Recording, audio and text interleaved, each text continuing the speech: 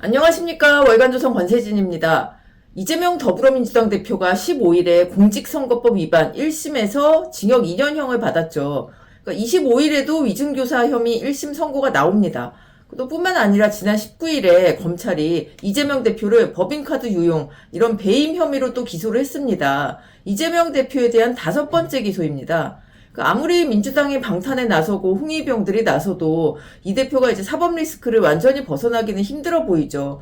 지금까지는 지난 총선에서 이제 대승을 하면서 그 기운을 이어나가고 민주당에서 이 대표를 이렇게 옹위하고 있는 상황이긴 한데 이 대표가 이제 앞으로 어쩌면 일주일에 막 서너 번씩 재판에 나가야 할 가능성도 있습니다. 그런 상황이 이제 계속 벌어질 거고 사실 이런 수준의 범법자를 대표로 모시고 있는 데에 대해서 이제 현타가 오는 당원들도 많이 있겠죠. 이 민주당이라는 곳이 170석이 넘는 거대 정당인데 이재명 대표 한 사람밖에 대표나 대권 주자가 없다? 이것도 좀 말이 안 되죠.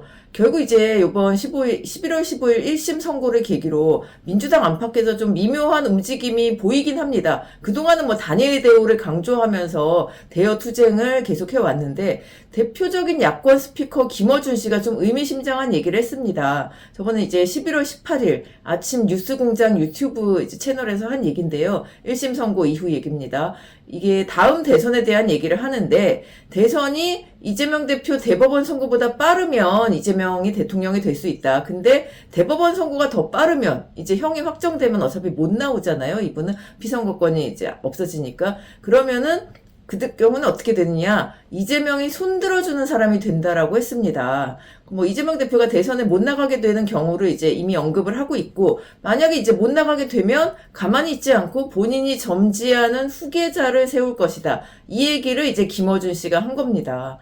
그런데 이제 원래 이 대표가 그 전부터 이제 후계 구도, 자기 이제 다음에 할 사람, 아니면 자기 대신 할 사람, 이걸 생각하고 있다는 얘기 이미 많이 나왔었습니다. 저번에 이제 민주당이 8월에 전당대회를 했는데 이재명 대표가 이제 전적인 지지를 얻어서 이제 대표에 당선이 됐죠. 근데 이제 그 전에 이제 사법 리스크에 재판도 너무 많고 그러니까 믿을 수 있는 사람을 대표에 세워놓고 사실 이런 사실상의 섭정을 한다. 이런 플랜 B도 생각을 한번 했었다는 겁니다. 이재명 대표와 그 측근들이. 그때 이제 가장 유력한 후보로 정청래 지금 법사위원장이 있었죠.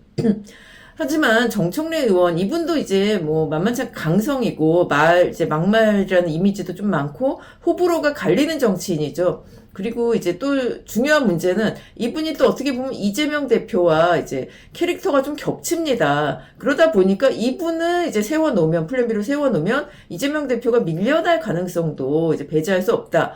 이런 지적들이 나오니까 그 플랜 B가 결국 접혔다. 이런 얘기가 있었죠. 근데 이제 이분 말고도 또 지금 민주당이 이제 장외투쟁에 계속 나서고 있죠. 이제 거리로 나갔는데 이런 상황에서 가장 또 주목받는 민주당의 2인자가 한 명 있습니다. 이제 김민석 이제 최고위원 얘기인데요. 원래 이제 당의 2인자 하면은 대표 다음에 원내대표입니다. 그래서 대표, 원내대표 이렇게 해서 투톱으로 움직이는 게 보통이죠. 원내를 하든 아니면 둘이 같이 하든. 근데 지금 민주당의 넘버2는 박찬대 원내대표가 아니라 김민석 수석 최고위원. 이게 사실 누가 봐도, 당 내에서 봐도, 당 밖에서 봐도 약간 그런 분위기입니다. 사실 이제 김민석이라는 인물은 기성세대에게 되게 과거의 정치인 아닌가? 이런 이미지가 있는데요. 전당대회 때 이제 김민석이 나왔었죠. 그래서 이제 그런 이미지 때문이지 초반에 별로 이렇게 주목을 받지 못합니다. 근데 중반부터 이재명 대표가 김민석 의원은 굉장히 지지한다. 이런 의사를 계속 이제 하면서 이른바 개딸들이 엄청나게 열렬한 지지를 보냅니다. 결국 이제 김민석 의원은 그 최고위원 선거에서 1등을 해서 수석 최고위원이 됐고 지금 수석 최고위원 이제 활동하면서 최고위원 회의에서 목소리가 가장 큰 사람이라고 봐도 무방합니다. 그러니까 이 김민석 의원 또 중요한 건 이재명 대표는 지금 대통령 탄핵 이런 거를 이제 직접 말을 못하고 있죠. 내가 그 두 글자를 말 못한다 이런 얘기도 했었는데 이런 상황에서 되게 당당하게 윤석열 대통령 탄핵을 외치는 인물입니다. 또 그뿐만이 아니라 김민석 의원은 김건희 여사를 향해서 친일이다, 이단이다, 이렇게까지 얘기하고요. 그래서 나라가 망조다. 이렇게 강성 발언을 계속 이어가고 있습니다. 김민석 의원은 수석 최고위원만 하는 게 아니라 민주당에서 집권 플랜 본부라는 곳의 본부장을 맡고 있는데요. 이 본부는 이제 대통령 탄핵하고 우리가 집권할 거니까 그때 이렇게 하자라는 계획을 짜는 본부입니다. 또 뭐 그것뿐만이 아니라 김민석 의원은 김건희 가족비리 및 국정농단 규명심판본부, 뭐 일명 김건희 심판본부의 본부장도 맡고 있습니다. 뭐 이 두 조직은 뭐 김민석 의원 외에도 강성 친명계들이 이렇게 뭐 즐비한 그런 조직입니다. 뭐 탄핵도 준비하고 이재명 대표의 대권도 준비하고 뭐 이런 본격적인 이제 조직인데요. 뭐 어쨌든 그 김민석 의원은 지금 당내에서 가장 목소리가 큰 사람이면서 가장 이제 대표적인 스피커이자 권력자 이렇게 봐도 될 것 같습니다. 그리고 또 이제 김민석 의원이 이제 이재명 지지층으로부터 주목받는 이유가 또 한 가지 더 있습니다. 지금 이제 탄핵 집회 주마다 열리고 있는데요. 민주당도 거기에 이제 같이 하기도 하고. 근데 이제 이름도 다들 뭐 알려주지만 촛불 행동이라고 하죠. 이 조직의 상임 대표가 김민웅 전 교수, 김민석 의원의 친형입니다. 그러니까 탄핵 전국을 나가는 촛불행동 그리고 민주당 뭐 친형제가 이렇게 다 같이 하고 있습니다. 같이 이제 연단에 오르기도 하고 친형제라는 점 의미가 있겠죠. 전당대회 때 이제 개딸들이 탄핵과 촛불 집회를 염두에 두고 김민웅 동생인 김민석을 밀어야 한다 이런 얘기도 있었습니다. 뭐 그래서 이 두 분, 이 정청래, 김민석 이 두 분은 상당히 이제 지금 이재명 대표를 적극적으로 옹호하는 그러면서 인지도도 높은 좀 인기 정치인들이죠. 이분들이 이제 후계자의 가능성이 있는 게 아니냐 이런 얘기가 나오고 이제 세 번째도 한 명 더 있습니다. 추미애 의원인데요. 이분 뭐 워낙 그러니까 뭐 이런저런 뭐 사연이 많았는데 22대 총선 전에 이제 친명계로 존재감을 막 굉장히 드러내면서 뭐 줄을 선 것처럼 보이기도 하고 그러면서 이제 자기와 상관없는 지역에 공천을 받고 당선이 돼서 국회로 돌아왔습니다. 그러니까 이분도 강성 친명인데 앞서 말한 두 분보다는 이제 좀 정치 경력도 길고 이제 비교적 온건한 이미지 사실 막말도 많이 했는데 그 두 분보다는 조금 더 무난한 게 아니냐 이런 좀 이미지가 있다 보니까 친명계로서 그 중간 주자 아니면 플랜 B로 좀 무난한 대안이 될 수도 있다라는 얘기가 나온다 뭐 이렇습니다.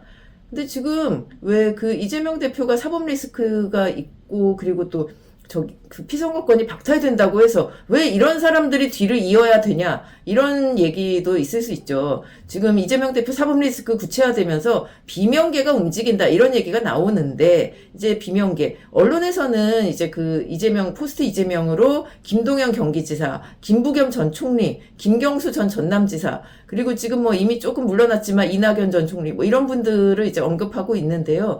근데 지금 이재명 대표와 친명계가 이렇게 꽉 잡고 있는 민주당에서 방금 말씀드린 그분들이 대권 주자로서의 존재감을 뭐 나타낸다? 이건 쉽지 않을 것 같습니다. 심지어 얼마 전에 이제 최민희 의원 같은 경우 비명계를 향해서 나서면 죽여버린다 내가 이렇게까지 얘기하지 않았습니까? 그러니까 방금 말씀드린 이 비명계의 대권 주자들 이분들은 이제 나서지 못하고 이제 좀 숨을 죽일 수밖에 없겠죠. 말을 하기 시작하면은 이제 또 친명계가 뭐 발언같이 달려들겠죠. 그렇기 때문에 그렇게 이제 좀 잠잠한 동안 이재명 대표와 친명계 이제 이 대표 옹이하면서 이제 말씀드린 후계자 이런 쪽으로 이제 대안을 찾으려고 할 겁니다. 이제 일단은 이재명 대표가 이제 죄가 없다라고 주장하면서 버틸 만큼 버틸 거고요. 그러니까 이제 후계자라는 말을 좀 하지는 못할 거예요. 후계자라고 하면 이분이 이제 내려오는 걸로 생각이 되니까 후계자라고 보기는 어렵겠지만 일단 대안, 플랜 B 마련에는 적극적으로 나설 것으로 보입니다. 아주 명확하게 이제 볼 수 있겠습니다. 이제 방금 말씀드린 3명 외에도 또 다른 대안을 찾을 수도 있겠고요. 그 세 분이 좀 이제 가능성이 높다. 이런 얘기입니다. 어쨌든 이러다 보면은 민주당은 결국 이재명 대표 대법원 선고 전까지는 뭐 이재명 이제 수호, 방탄, 옹위 이것을 위한 투쟁만 계속할 것이라는 생각이 들어서 좀 답답함이 남습니다. 오늘 이야기 여기까지입니다. 감사합니다.